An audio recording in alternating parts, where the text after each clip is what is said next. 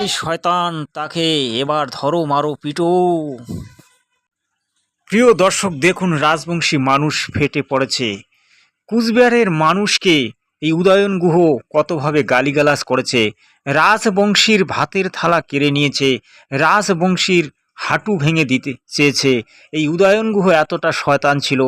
আরে তোর বাবা 14 পুরুষ বাংলাদেশে ছিল, তুই কে রে? তুই এখানকার কে?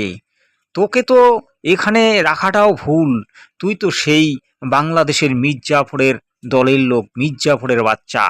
তোর বাপটা ছিল মির্জাফর, তোর বংশ মির্জাফর, তোর স্বগোষ্ঠী মির্জাফর। তুই রাজবংশীকে নিদান দিয়েছিস, রাজবংশীর হাঁটু ভাঙতে চাস। তোর এত বড় ক্ষমতা!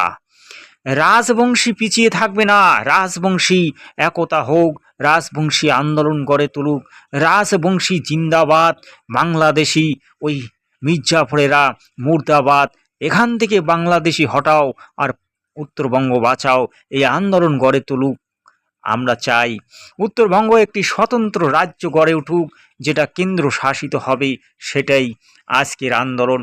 রাজবংশী, তোমরা জেগে ওঠো, তোমরা তোমাদের স্বাধীনতা নাও।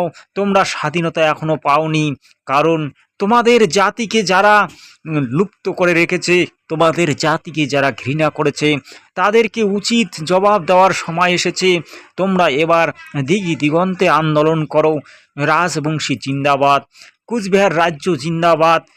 আমি এই সুভাষচন্দ্র বোস বলছি।